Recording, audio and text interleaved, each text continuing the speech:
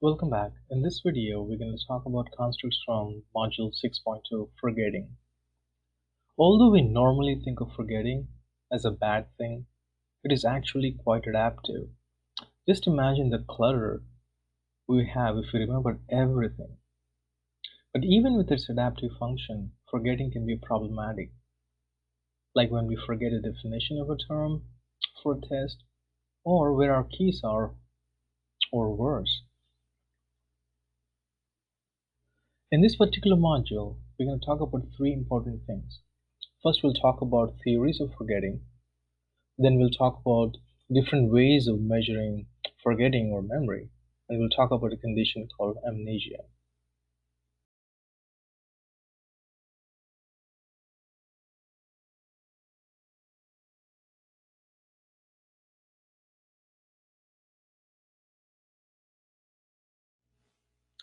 Well, in terms of theories of forgetting, we'll talk about four sets of theories. The first one would be decay theory, and the next is interference theories, retrieval, and then motivated forgetting. Now imagine, just keep in mind that these are four different explanations for why we forget information. And these four different sets of theories accentuate some four different factors underlying forgetting. For instance, decay theory insists on time. Interference theory, on the other hand, insists on the importance of one information interfering with accessing other information.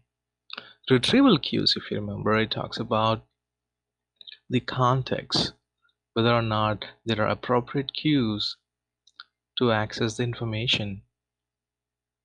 And lastly, we'll talk about motivated forgetting, which is a Freud's theory about why our unconscious mind tries to dissociate ourselves from some traumatic memories.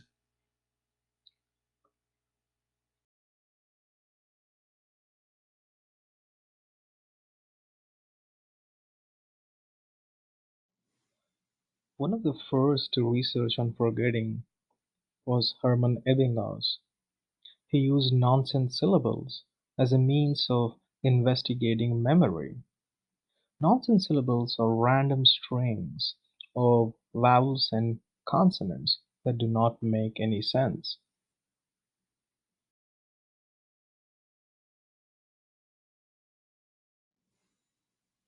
Interestingly, he himself was the subject of his experiments. In his experiments, Ebbinghaus laboriously memorized nonsense syllables and tested his recall after various amounts of time had passed. He then plotted the amount of information he lost or remembered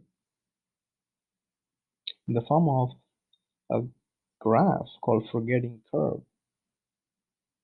In so doing, he noticed that he forgot many of the syllables shortly after memorizing them. Though we now know that memorizing things with meaning are less forgettable than Ebbinghaus's forgetting of nonsense syllables, his research spurred psychologists to consider how we measure forgetting.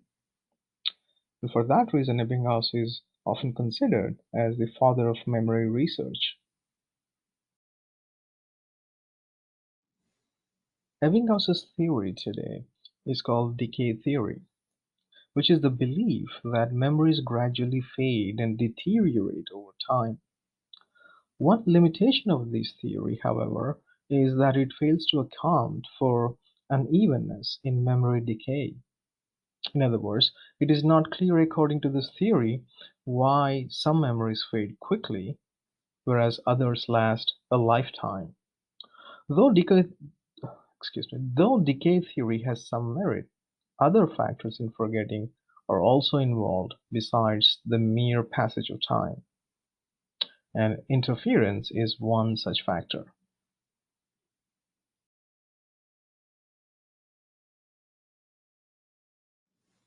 Well, this brings us to the second set of theories, the interference theories.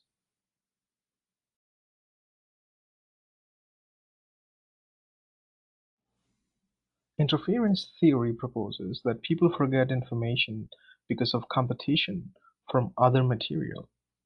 It is a well-documented process and can account for some of our forgetting.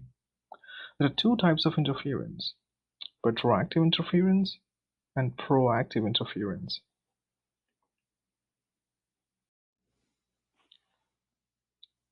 Retroactive interference is interference backward in time.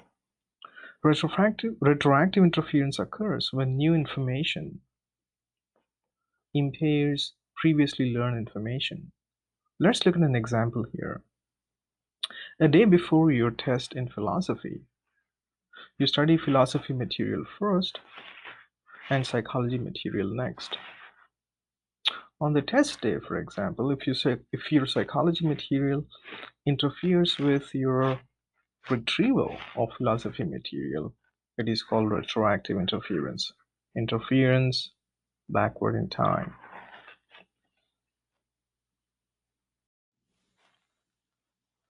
Proactive interference is just the opposite. It occurs when old information interferes with new information, as when memory of your old phone number interferes with recalling your new phone number. So here we see that how much you retain of a given subject depends on what you study next and what you studied before. These interference effects can work both ways, and they primarily depend on the similarity of the material that you're studying.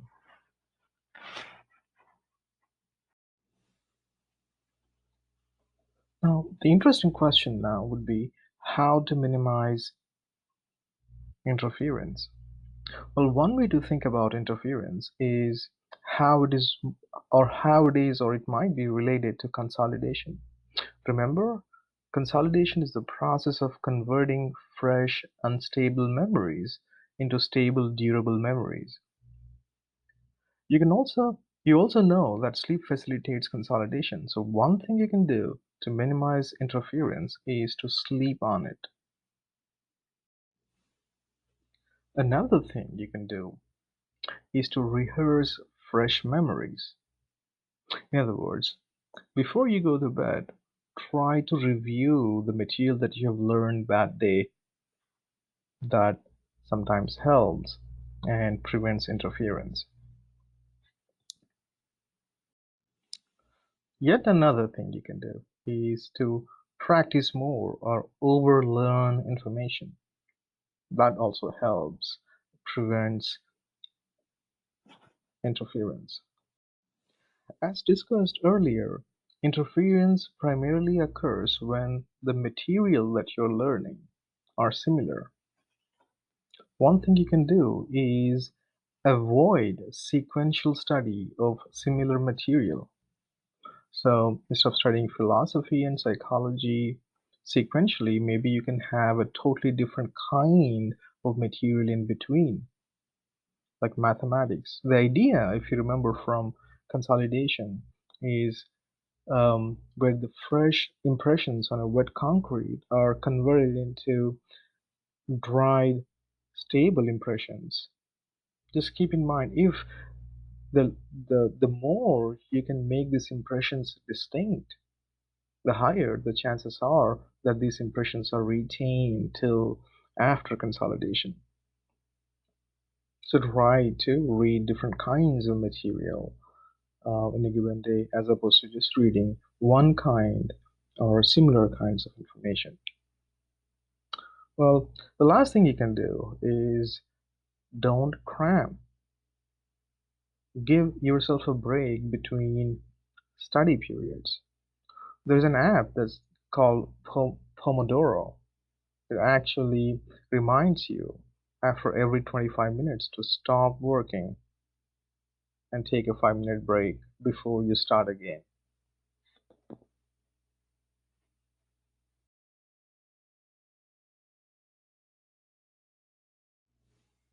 Well, that brings us to the next set of theories: retrieval issues.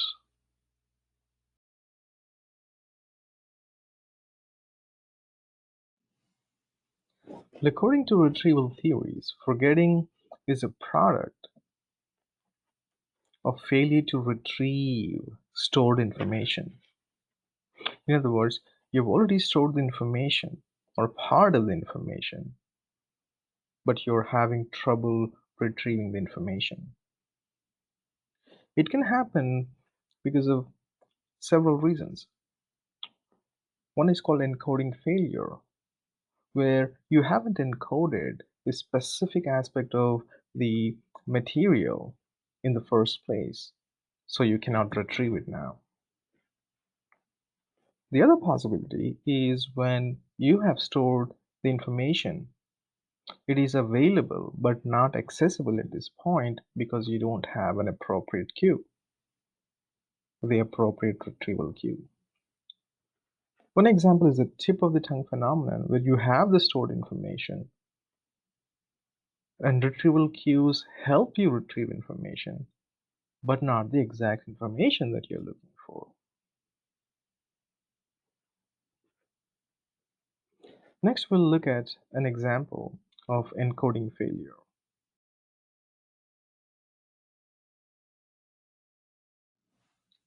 Which is the correct image of a penny? I'm going to pause here for a few seconds so you can review all these images. Please don't reach out to your pockets.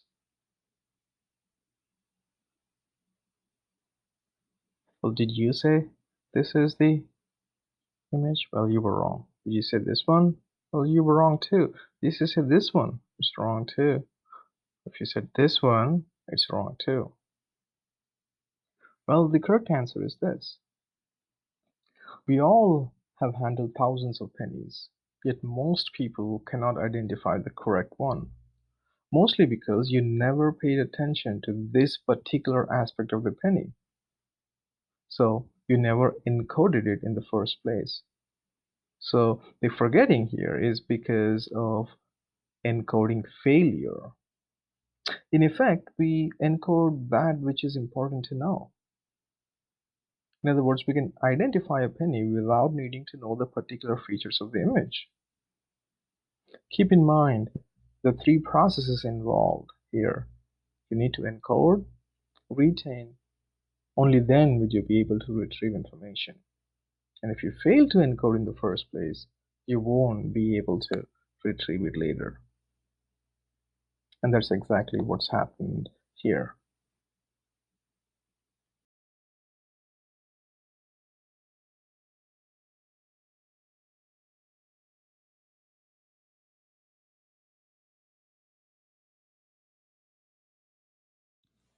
Well, this brings us to the last set of theories of forgetting, motivated forgetting.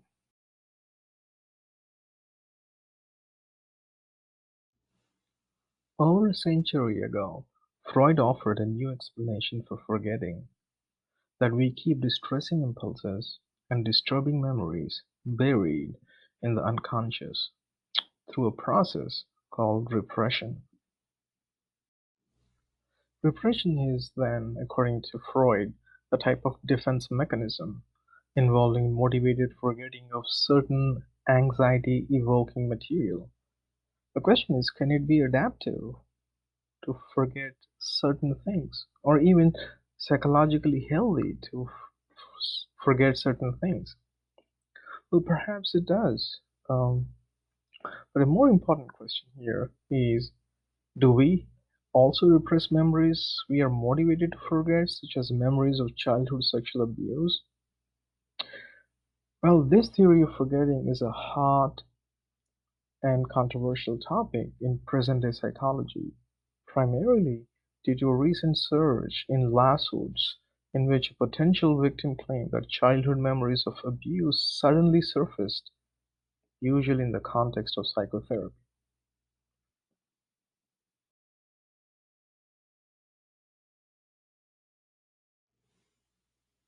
This brings us to the second outcome for the module: ways of measuring forgetting or remembering.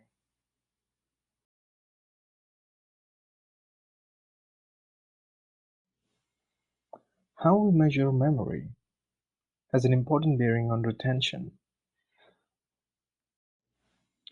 First is a recall measure, which requires a person to produce information, in fact, reproduce information on their own without any cues. For instance, if you're asked to memorize 10 words, then say them out loud, this would be an example for a recall test, a recall measure. Second is a recognition measure, which requires one to select previously learned information from an array of options. All students take part in this process when completing multiple choice or true or false questions on exams.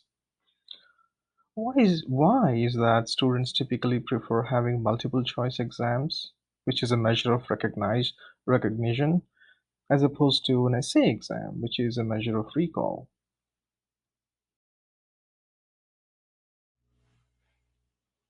Well, recognition is definitely easier when compared to recall.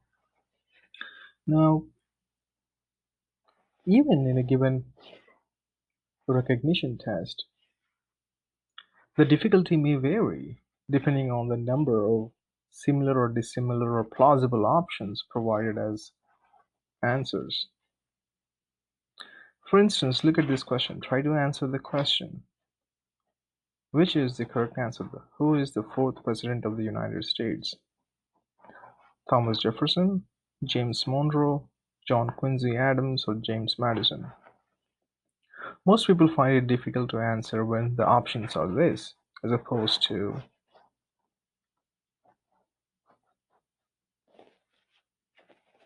or when compared to options of this kind. In this case, three of these choices are readily dismissed. This makes the question easier to answer.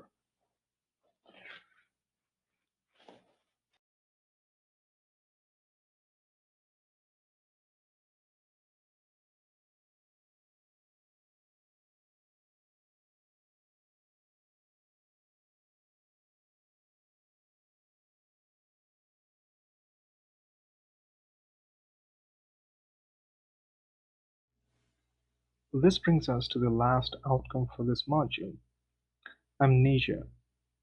Amnesia can be conceptualized as extensive memory loss, which is sometimes seen in serious head injury cases.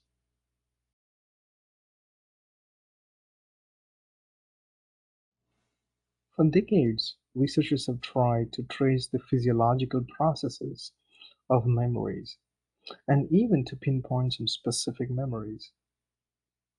As unfortunate as serious head injuries are, they are a rich source of information regarding anatomy of memory. After serious trauma, some individuals develop amnesia or extensive memory loss. And similar to the interference, how we categorized it, amnesia can be categorized as retrograde amnesia or anterograde amnesia. We'll talk about retrograde amnesia first, then we'll talk about anterograde amnesia.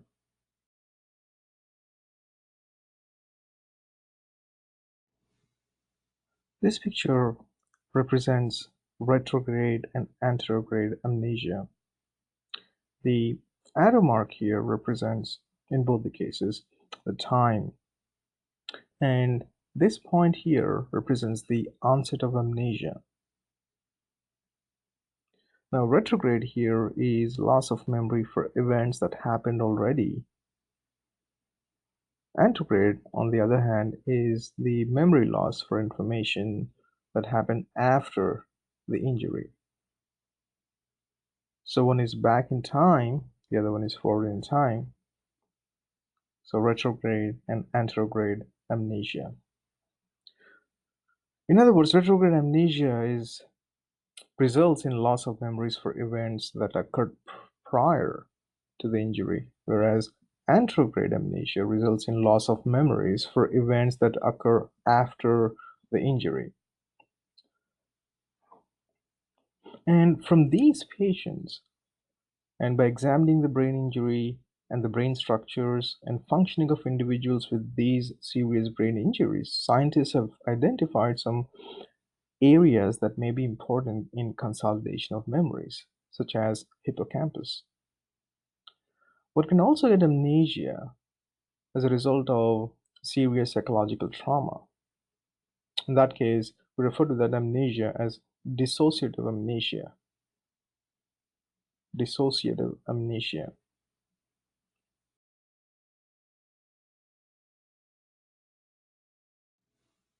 Well, this brings us to the end of this module 6.2.